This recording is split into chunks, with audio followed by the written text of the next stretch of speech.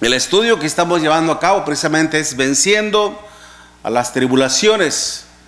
Ya hemos hablado en cuanto al origen de estas tribulaciones, que debe de ser el resultado de la oposición de los demás hacia la obra de nuestro Dios.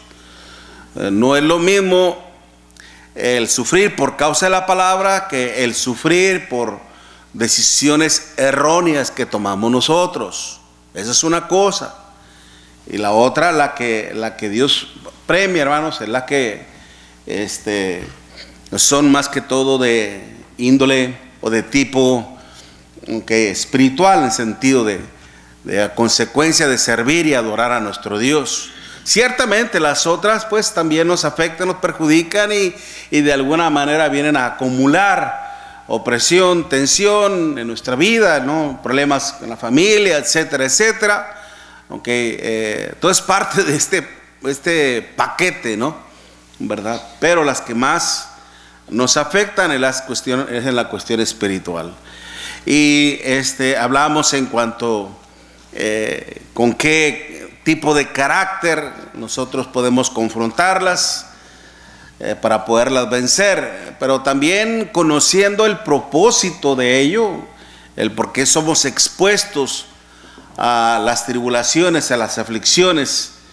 Es porque también nos proveen un beneficio que de alguna manera forja nuestro carácter, pero también nos ayudan a de alguna manera a entender mejor las cosas y de esta manera comprender conforme a la voluntad de nuestro Dios y aceptar lo que se nos ha tocado vivir.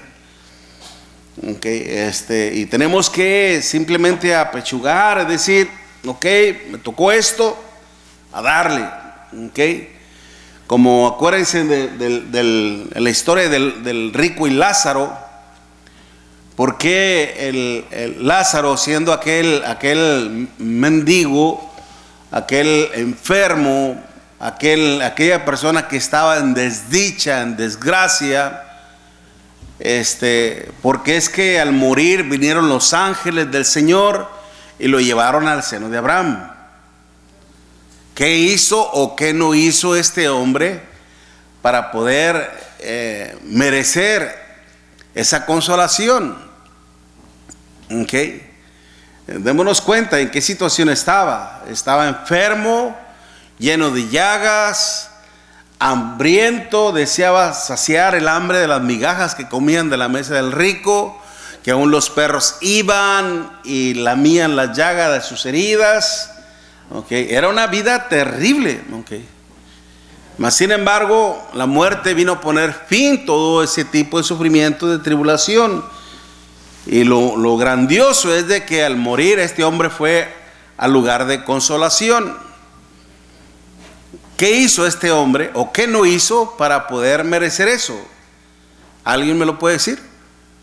¿O nada más por el simple hecho de ser una persona en desgracia? ¿O por el simple hecho de ser una persona pobre? No se compadeció del pobre, nunca le dio nada de... No, pero el pobre, ¿qué fue lo que hizo él para poder ir al lugar de consolación al morir? Tenía fe, en parte, ciertamente tenía fe. ¿En quién? En Dios. ¿Y qué más?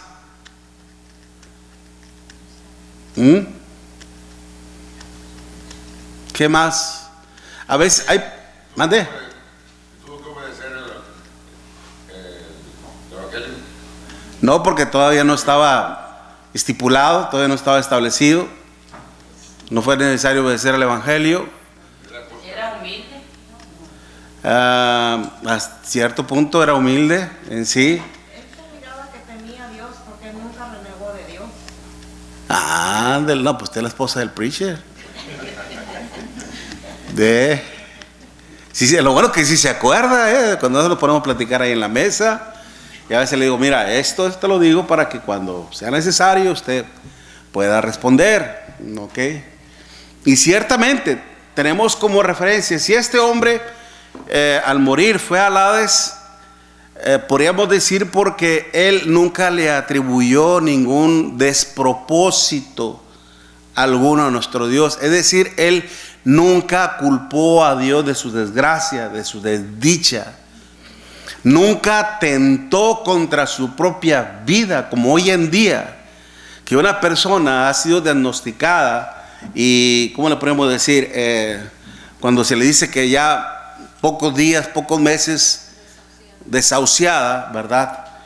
O que está en un periodo de cáncer terminal y que para poderle de alguna manera prolongar su vida tiene que pasar por tratamiento de quimioterapia y de esto y de aquello, y todo eso es traumante, no solamente físicamente es doloroso, sino mentalmente, emocionalmente. Y cuánta gente dice: no, yo no quiero una vida así, yo prefiero morir a pasar por este momento de terror, de sufrimiento, y piden que se les aplique la eutanasia. ¿Okay? Usted sabe la que es la eutanasia. ¿Qué significa? Ya se lo dije una vez, creo yo. ¿Qué significa? Eutanasia. ¿Okay? Es una palabra griega en sí. Casi muchas de las palabras que nosotros usamos, hermanos, provienen del idioma del griego. ¿Okay? Y más que todo de un griego simple, que es el koiné. Hay idiomas que, por ejemplo, que se hablan entre la comunidad media o la comunidad baja, y hay idiomas que se hablan ya en cuanto a lo que es una cuestión catedrático, universitario, de un léxico, por decir así, más elevado, ¿ok? Pero precisamente se escogió este nivel de idioma, el koiné, porque era el más simple, el más práctico y el más entendible. Y es por eso que esa palabra eutanasia, ¿ok? Como por ejemplo cuando hablamos de el evangelio, ¿ok? Evangelio, separamos esto, es eu, ¿ok? Que significa bueno. Angelio implica mensaje. Un mensaje bueno, por eso es de que donde se toma lo que es las buenas nuevas, ¿ok? Pero cuando hablamos de lo que es la eutanasia, ¿ok? Separamos esta que es buena, y tanatos o tanasia implica lo que es muerte, ¿ok? Una muerte buena, ¿ok? Precisamente platicando con Alicia de esto, yo le decía, yo ya dejé algo por escrito a través de un abogado, y si yo llegase a tener un accidente o algo y que yo sea declarado como muerto cerebral, que no me asista ningún aparato. Y lo dejé así escrito ya para no dejarle a ella ni una carga, ni a mis hijos tampoco. Por escrito ya se sabe que si soy declarado muerto cerebral, que no me ponga ninguna máquina, que vámonos derechito, ¿okay? Pero precisamente a veces la eutanasia implica el bien morir, y muchas personas recurren a eso pensando que después de la muerte descansar, cuando lamentablemente es peor, ¿okay? Por eso, hermanos, yo les recomiendo también, a veces uno no quisiera tratar estas cuestiones de lo que estamos expuestos, ¿verdad? Pero es bueno, hermanos, que también ustedes de alguna manera se preparen como esposos a hablar de estas situaciones. Y no le dejen una responsabilidad tremenda a los hijos, ¿okay? Y es bueno, lo que estamos hablando precisamente A todo esto ya correteamos la liebre un poquito, ¿verdad? Ok. En cuanto a lo que es el Lázaro, ok, está relacionado a lo que hizo Job. ¿Qué pasó con Job? Cuando Satanás tocó su cuerpo, lo llenó de sarna, ok, lo había perdido todo, cayó en una situación extrema, ok, y la escritura dice que una vez que Job fue puesto ya en eso, en una situación ya extrema, la mujer le dijo: aún retienes tu integridad, maldice a Dios y muérete. ¿Y qué fue lo que dijo Job? Como una mujer fatua has hablado, recibiremos el bien de Dios nomás y el mal no. Dice la escritura que en todo esto Job no pecó, no culpó a Dios de su desgracia, de su desdicha. Lo mismo Lázaro. Tenemos como referencia esas dos citas que nos ayudan a hacer una comprensión precisamente, okay, de lo que a nosotros nos ayuda a entender la situación. Estamos en un mundo en donde todos estamos expuestos a sufrir, hermanos. Todo tipo de situación, de adversidad, de enfermedades. Y cuando una persona no entiende esto, perdón. Ok, ya le quité aquí. Válgame. Ahorita ok. Tiende lamentablemente a culpar a nuestro Dios. Ok. Tiende a culpar a nuestro Dios. O hay gente que al no conocer a Dios, hermanos, pone a Dios como un Dios injusto, como un Dios malo. Hay gente que me ha dicho: este Dios es malo porque Él dejó morir a mi hermana, dejó morir a mi mamá en esta situación y esto y lo otro y aquello. Okay. O cuando a veces pasan por un acto de violencia, y a veces nosotros tenemos hasta cierto punto mucha culpa en decir a veces: es que esa fue la voluntad de Dios. No es de que esto sea la voluntad de Dios, sino que estamos en un mundo vivo y todos estamos expuestos a entrar en una situación así, como a veces que el virus, una bacteria, algo, ¿ok? Y más ahora que estamos comiendo muchos alimentos procesados y que muchos contienen cáncer y todas cuestiones. Pero sin embargo, por eso para que nosotros podamos tener una clara percepción, una clara visión de la vida, todo lo que implica la vida que estamos viviendo aquí, hermanos, pero desde una perspectiva divina, es decir, ver al mundo y todo lo que está implicado, hermanos, no con los ojos de uno, sino con los ojos de la fe, con los ojos de Dios. Cuando nuestra hermana dijo la fe, claro, la convicción, la certeza, pero ¿cómo viene eso?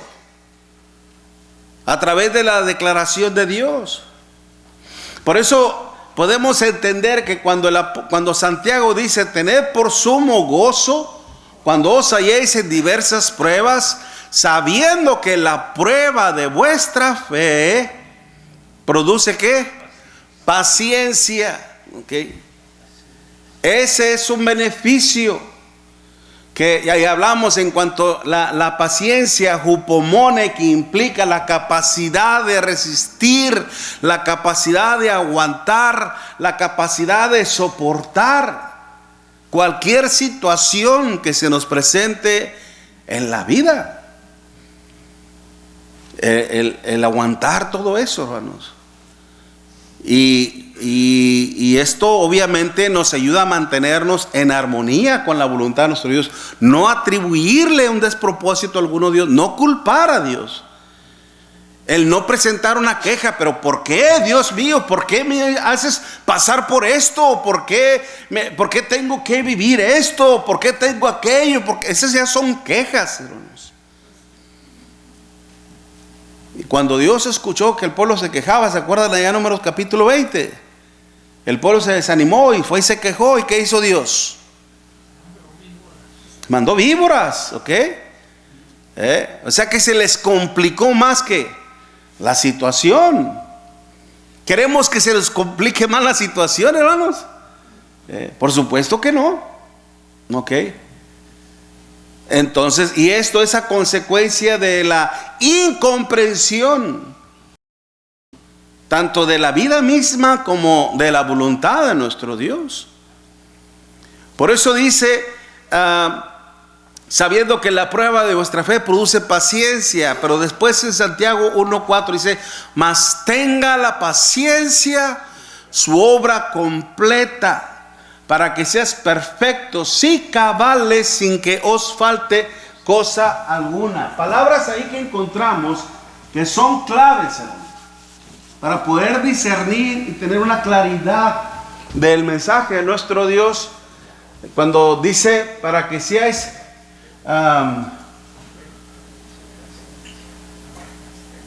su obra completa, para que seáis ¿qué? Perfectos, y lo añade, y cabales. ¿Ok? Cabales. Cuando se habla aquí perfectos, hermanos, no voy a entrar mucho en las cuestiones del griego, simplemente a lo que es las definiciones de cada uno. ¿Ok? Cuando hablamos de algo completo, es algo que está ya, como quien dice, entero. ¿Ok? Entero. Perfectos ya hace referencia a lo que es una capacitados. Cabales.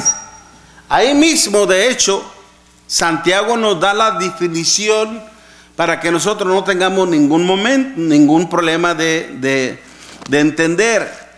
Cuando dice para que seáis perfectos y cabales, y luego dice sin que os falte cosa alguna. Okay. Acuérdense que a veces ese tipo de lenguaje, hermanos, a veces una palabra describe a la otra. ¿Qué significa cabales? Completos. Cuando se habla de completos, estamos hablando de suficiencia. ¿Ok? Estar ¿qué? Satisfechos. Estar llenos. Tenemos todo lo que necesitamos, con el fin precisamente, cuando dice sin que os falte cosa alguna. Y no solamente que es una cuestión de convicción, que a mí me falta algo para creer, a mí me falta algo para confiar, a mí me falta algo para sentir esto, lo otro, sino más que todo, hermanos, para que usted pueda estar capacitado, perfecto, para realizar cualquier tipo de labor en la iglesia. A todo esto se le puede llamar lo que es precisamente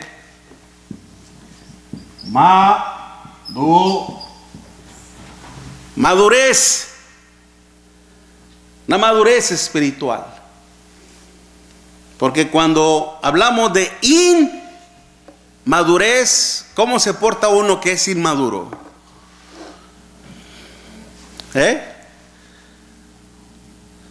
Cuando hablamos de maduro, ¿cómo puede usted identificar a un árbol maduro? ¿Verdad? Por los frutos. ¿Y cuáles son los frutos del Espíritu? Amor, paz, paciencia, benignidad, bondad, fe, mansedumbre, templanza. Contra tales cosas no hay ¿qué? No hay ley. Ok. Queremos empezar a llevar a cabo la labor del evangelismo y precisamente le estaba hablando de ese folleto. Pero si no hiciéramos, si no hiciera yo ese boletín, si no hiciera ese ejercicio, ¿cómo usted lograría que una persona le dedicara tiempo, le prestara atención para que usted le pueda hablar de Dios? ¿Qué haría usted? Ahora, ¿se siente realmente, hablando, bueno, no voy a decir eso, se siente realmente capacitado para hablarle a una persona acerca de la palabra de Dios? ¿Qué es lo primero que usted le hablaría a una persona en referente a la voluntad de Dios? Porque el texto del Señor dice en Mateo capítulo 7, versículo 21, no todo el que me diga Señor, Señor, entrará en el reino de los cielos, sino el que hace la voluntad de mi Padre que está en los cielos. Para entrar a los cielos tenemos que saber hacer la voluntad de Dios. ¿Cuál es esa voluntad de Dios? ¿Están de acuerdo con el hermano? ¿Hablarle del evangelio? Levante la mano quien esté de acuerdo con lo que el hermano dijo, de hablarle del evangelio. 1, 2, 3, 4, 5, 6, 7, 8. Hermano David, ¿no está de acuerdo, hermano? Bueno, es que no levantó la mano. No, pues no levanté la mano, pero es que hay pasos que tiene uno que, el primero pues, simplemente ponerse en las manos de Dios y ir a Dios en oración por el trabajo que se va. No, claro, eso ya es muy aparte de nosotros. Nos ponemos en oración a nuestro Dios, pero ya cuando estamos con la persona enfrente, ¿okay? ¿De qué es lo que le debemos de hablar? Testimonios humanos. Fíjese que yo también pasé por ese momento. Yo también fui alcohólico. Yo también andaba el otro día aquello. No, yo también la comprendo. Fíjese que el otro día supe también una pareja que nos andaba divorciando. Oiga, porque le fui infiel y que este que lo... O sea, nos vamos a poner a platicar de la vida de las demás personas. Acabo de escuchar a un hermano decir que él no conoce mucho de técnicas de evangelismo y que honestamente nunca le han interesado. ¿Qué? Un predicador que, o sea, lamentablemente, hermanos, a veces hay predicadores que solamente son de púlpito. Y eso yo lo había visto solamente en el aspecto americano, no en el área americana, no en la hispana. Y escuché eso de un hermano y dije, wow. Y déjame decir, las mejores técnicas, okay, que encontramos de evangelismo están en la palabra de Dios solamente. Solamente ponte a estudiar y a leer los evangelios del Señor y vas a ver cómo es que Él evangelizaba. El libro Los Hechos nos damos cuenta de cómo es que la iglesia evangelizaba, hermanos. Okay, ahí están. No tenemos que comprar libros, etcétera, etcétera. Ahí están. Todo es cuestión de leer la Biblia. Okay.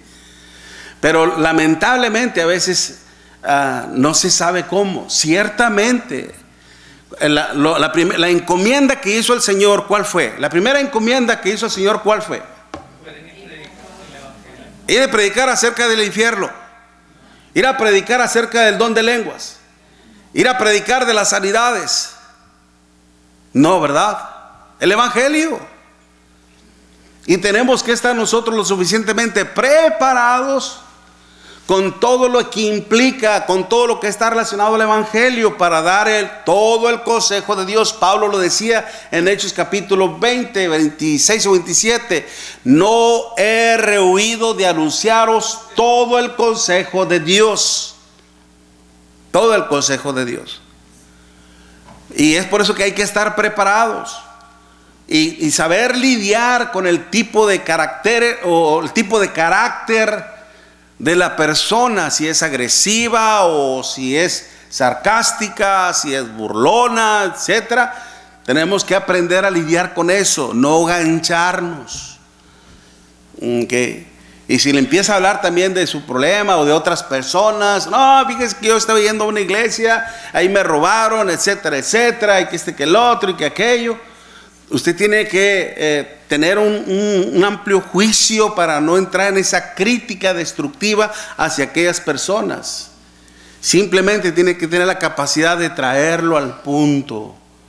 Mire, yo no conozco a tales personas, lamento mucho lo que usted vivió y lo que usted pasó, pero aquí esto es diferente. Permítame enseñarle. ¿Okay? Haga un juicio en base a lo que usted va a escuchar ahora. Olvídese a la gente. Traerlo al punto. ¿Okay? Porque precisamente para poder madurar, hermano, necesitamos aprender de la palabra de nuestro Dios. Esto implica el que estar perfectos, estar completos y cabales sin que os falte cosa alguna. Que no siempre a veces dependan del predicador o del maestro, sino que usted pueda desarrollar, pueda desempeñar por usted mismo una obra de evangelismo, porque todos en lo personal estamos en deuda con Dios. Y hay que empezar por nuestros hijos y no dejar de sembrar la gota, gota tras gota. Acuérdense que gota tras gota rompe la roca. Eso es perseverancia, ¿ok? Y es por eso que... ¿Quiere decir algo, hermano? Sí. Sí, hermano. Es comprendible en la cuestión de cómo convencer a una persona que obedezca al Evangelio o que nos quiera escuchar.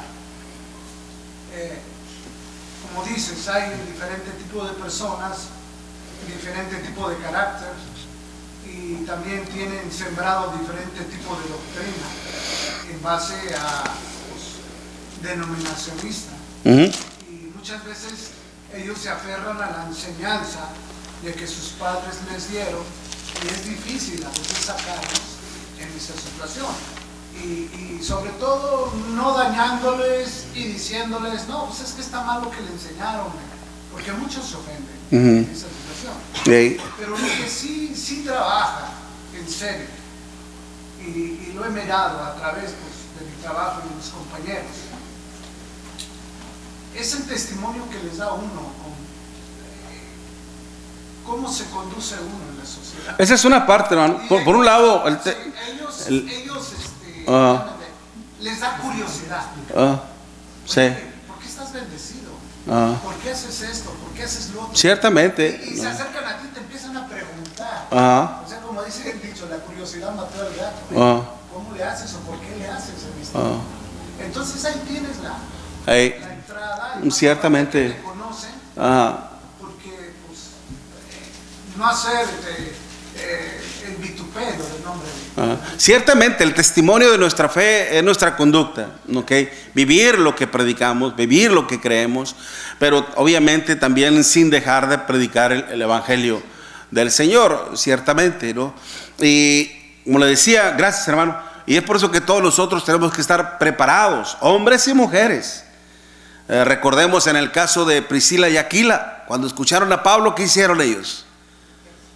¿Le interrumpieron? ¿Se pusieron a discutir con él delante de la gente? No, dejaron que terminara. Una vez que terminó, ven para acá, ¿verdad? Y dice que ambos le encaminaron más acertadamente al Señor. Entre ambos le asistieron. No sé quién, me imagino que Aquila fue el quien tomó el mando, el dirigir el estudio, y Priscila de alguna manera le ayudaba en encontrar las escrituras, etcétera, ¿okay? De esa manera ambos trabajaron para el Señor, y gracias a Dios lograron que esta persona se convirtiera al Señor. Apolos, y fue de gran bendición, ¿okay? Como matrimonio ellos trabajaban en su negocio. ¿Qué era lo que hacían? Vendían carpas, ciertamente, pero no dejaban de hacer la obra de nuestro Dios, ¿ok? Pero resultaría muy frustrante el no poder desarrollar la labor que tenemos como cristianos. De hecho, mire, vaya conmigo a Lucas capítulo 9. Lucas capítulo 9, versículo 37 al 43. Lucas 9, versículo 37 en adelante. Lucas 9, versículo 37 en adelante. Al día siguiente, dice, cuando descendieron del monte, una gran multitud le salió al encuentro. Acuérdense que el Señor, junto con Pedro, Jacobo y Juan, fueron a un monte alto donde su cuerpo se transfiguró y vivieron eso, que Moisés y Elías descendieron y estuvieron en aquel lugar. Descendieron precisamente, ¿ok? ¿Y qué pasó? Se encontraron con un cuadro. Dice, he aquí, dice, versículo 38, he aquí un hombre de la multitud clamó diciendo, Maestro, te ruego que veas a mi hijo, pues es el único que tengo. Y sucede que cuando un espíritu lo toma y de repente da voces y le sacude con violencia y le hace echar espuma y estropeándole, a duras penas se aparta de él. Y rogué a tus discípulos que le echasen fuera. ¿Y qué dice? Y no pudieron. Pero ¿cómo? Lo único que puedo hacer yo, hermanos, es imaginarme el rostro de nuestro Señor Jesucristo, que está así hablando con la persona, y cuando escucha esa palabra y no pudieron, volteó a ver a sus discípulos, y los discípulos estaban así, ¿verdad? Oyendo al Señor y todo, ¿no? La queja que estaban dando al Señor Jesucristo, y el Señor voltea a verlos. Algo me pasó, güey. Así como distraído, ¿no? Dale, te hablan tú. El rostro del Señor enojado, tremendamente enojado. A veces cuando nosotros estudiamos en la escuela de predicación, hermanos, la homilética corporal, que a veces cuando hablamos del infierno, a veces se nos dice, no se te ocurra hacerlo con un gesto de risa. No te rías cuando hables acerca del infierno, porque para los demás podría ser un gesto de burla, de sarcasmo, como que te estuvieras burlando. No, tienes que hacerlo de una forma seria, seria. Como cuando el Señor le dijo a los fariseos, a veces leemos hipócritas. No, el Señor no usó esa palabra con pincita, no se van a ofender. Hipócritas, bien profetizó de vosotros Isaías cuando este pueblo de labios dijo, este pueblo de labios me honra, mas su corazón está lejos de mí, pues en vano me honran enseñando como doctrinas mandamiento de hombres. Les hablaba fuerte el Señor, y tenemos que dar la connotación perfecta de lo que el Señor no solamente expresaba, sino de lo que también el Señor decía. Oh generación incrédula y perversa, ¿hasta cuándo he de estar con vosotros y os he de soportar? Tráelo acá.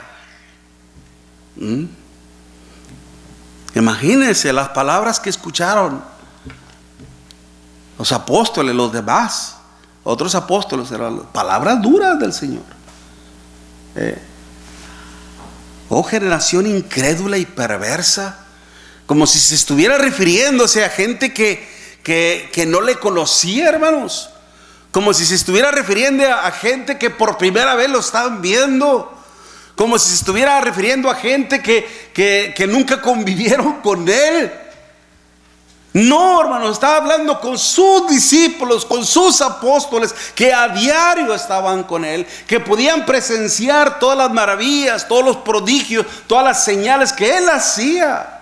Y era para que tuvieran ellos, de hecho ellos ya una vez los habían mandado y habían regresado diciendo, Señor, gloria a Dios. Los demonios, no solamente a los demonios se nos sujetaban a ti, hacíamos esto y lo otro, dice, pero aún hasta los demonios, dice. Venían contentos, alegres por haber desempeñado y realizado la labor del Señor. Pero en esta ocasión, hermanos, triste y lamentablemente, no pudieron. Y esto causó gran disgusto, enojo del Señor. ¿Por qué? ¿Por qué, hermanos? Y aún todavía, mire lo que hizo el Señor en Marcos capítulo 16, precisamente, ya una vez que el Señor resucitó, hermanos, Marcos capítulo 16, versículo 14, Marcos 16, versículo 14, finalmente se apareció a los 11 mismos, estando ellos sentados a la mesa, y otra vez, ¿qué hizo el Señor? Les reprochó su incredulidad y dureza de corazón, porque no habían creído a los que le habían visto resucitados. Por eso él decía: ir por todo el mundo y predicar el evangelio a toda criatura, y el que creyere y fuere bautizado será salvo, mas el que no creyere será condenado. Y estas señales seguirán a los que realmente creen y confían en mí. En mi nombre echarán fuera demonios, hablarán nuevas lenguas, tomarán en las manos serpientes y beberán cosa mortífera, no les hará daño. Sobre los enfermos pondrán sus manos y sanarán. Siempre y cuando dentro de un contexto bíblico, hermanos, contextual, el Señor le estaba reprochando su incredulidad a los apóstoles.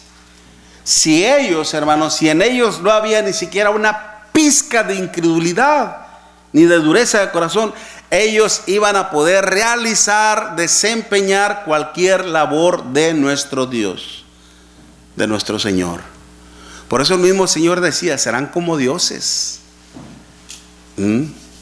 Pero el apóstol, creo que es en San Juan, el apóstol Juan no la puso en Dios de grande, mayúscula, sino minúsculas, porque la gente los miraría como dioses cuando ellos dijeran: en el nombre de Jesucristo te ordeno que salgas de él, en el nombre de Jesucristo te ordeno que te pongas en pie, en el nombre de Jesucristo te ordeno que vengas. Resucitaban hasta muertos. ¿Qué fue lo que hizo Pedro con su suegra? Aunque no quería, pero lo hizo. La resucitó, ¿verdad? Y eso gracias a quién? Al poder de nuestro Dios, a la autoridad de nuestro Dios. Pudieron desempeñar, tuvieron que trabajar mucho en su fe, en su convicción, para poder desempeñar. En los primeros días del cristianismo desempeñaban todo este tipo de obras. Por eso Santiago dice que si alguno está falto de sabiduría, ¿qué dice? Pídala a Dios, recurra a nuestro Dios, ¿ok? Pero Dios ya te va a decir: ya no vengas a mí. Ahí está la Biblia. Estudia. El tema que nos dio en la mañana el hermano estuvo excelente. A mí en lo personal me encantó. Yo le venía platicando a mi esposa: yo no había considerado ese texto, está excelente. Y tiene varias direcciones en las cuales se puede ampliar mucho más todavía. Pero le dio una buena dirección. Okay. Y uno aprende, ciertamente, hermanos. Okay.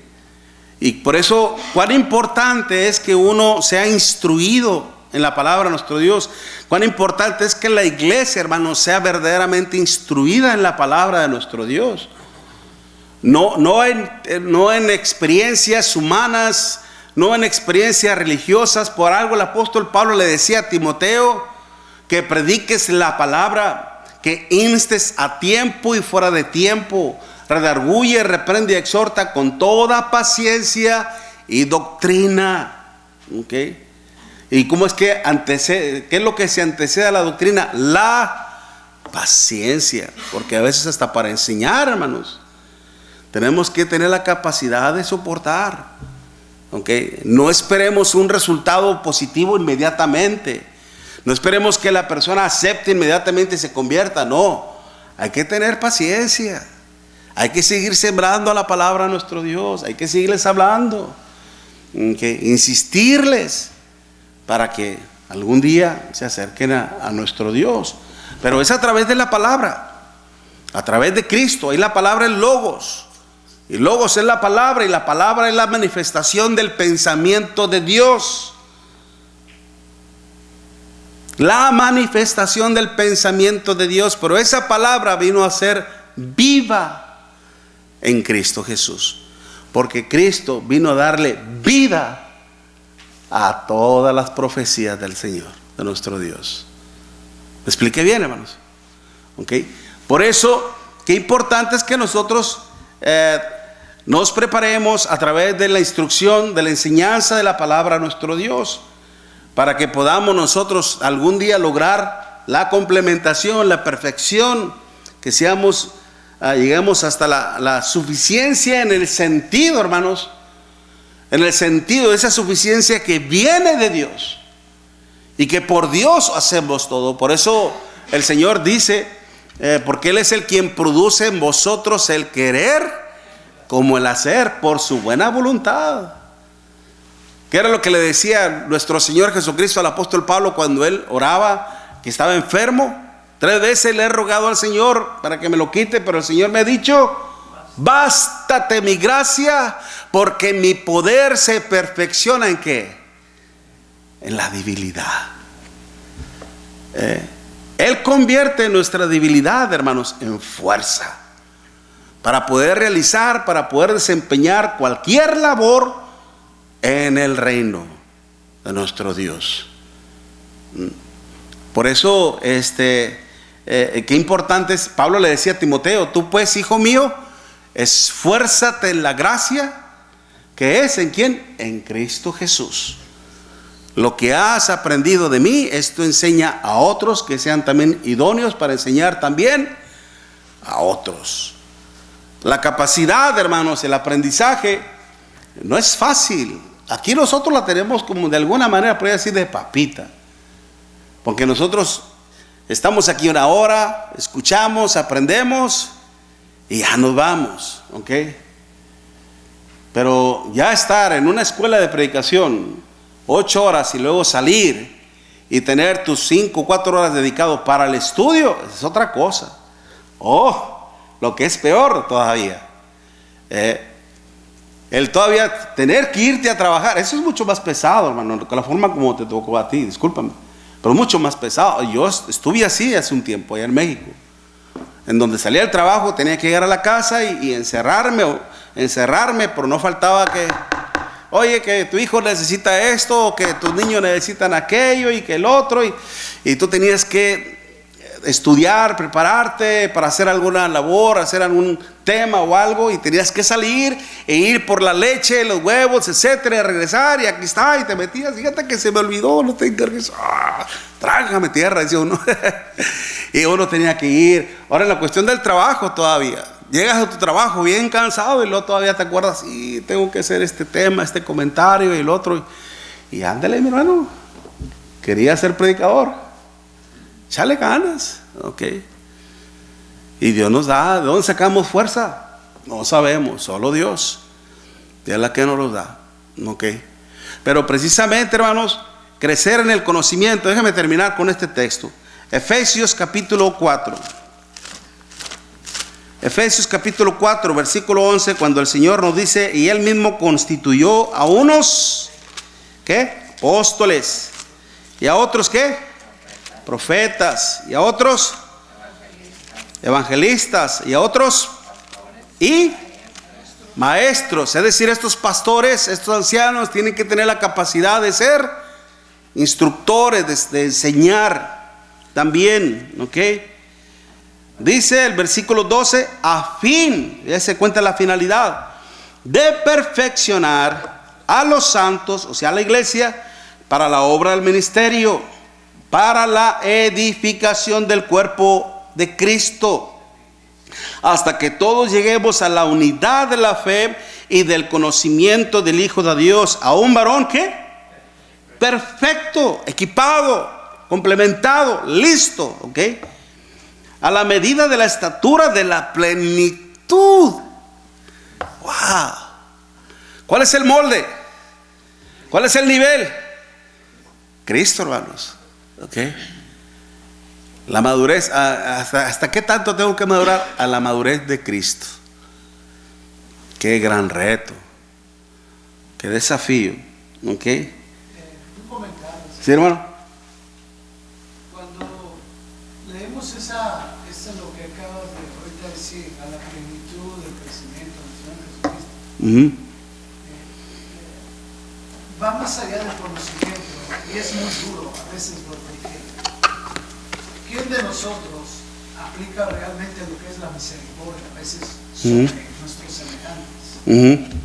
Porque a veces nosotros nos miramos y somos bendecidos y nos va bien, pero a veces otros no tienen esa misma bendición y tienen más tribulación y no miramos a veces y queremos ayudar, apoyar con misericordia, con lo mismo que tenía el Señor Jesucristo, sino que a veces somos duros de carácter y a veces decimos, eso le pasó porque lo castigó Dios, o eso lo pasó porque no se porta bien con Dios. Eso no cabe así, sino tener misericordia y ayudar como Dios tuvo misericordia. Sí. Porque de tal manera llegamos de la misma manera, arrodillados. Todos pasamos, ciertamente. Eso es duro a veces. Todos pasamos por momentos de gran prueba, mi hermano. Dijiste en la mañana que ya llegamos a un nivel que ya nos creemos en un nivel alto, en un alto concepto, no miramos todo el camino que recorrimos para llegar a él. Es difícil, ciertamente. Por eso, cuán importante es que cada uno en lo personal se haga un autoexamen, una autocrítica, vea qué necesito crecer, qué necesito madurar, prestarle más atención a la palabra de nuestro Dios, aplicarla a su vida y para tener una mayor disponibilidad a la hora de servir a nuestro Dios. Y eso nos va a ir dando experiencia, hermano, porque a veces nos vamos a topar con la ingratitud, a veces con la ingratitud de la hermandad sobre todo. No me gusta cómo hizo esto, no me gusta cómo te fijaste el guisado de la comida bien salado, a veces así, ¿no? Cosas así por el estilo. Dale gracias a Dios que tienes un plato de comida, ¿ok? Y a veces nos toca a nosotros, como cada vez que salimos a predicar, y a veces nos toca comer alimentos, hermanos, que uno no es de tu gusto, y órale, y éntrale, ¿ok? Y uno tiene que ser maduro para, obviamente, no criticar. Esta comida tiene, ya te fijaste, tiene muchos triglicéridos, tiene mucha grasa, este y lo otro, y la gente está escuchando, hermanos. Wow. Ok. ¿Y cómo tratar una situación así nosotros como cristianos? Pues si le gusta bien, si no, pues vaya. No, ¿verdad? Ser pacientes y aguantar todo eso. Ok. Y pues que nos ayuden todos estos hermanos a madurar en la fe de nuestro Dios. Amén. Dios los bendiga, hermanos. Se nos acabó el tiempo. Nos vemos, Dios mediante, el próximo miércoles, si Dios nos concede la vida y la salud. Bendiciones.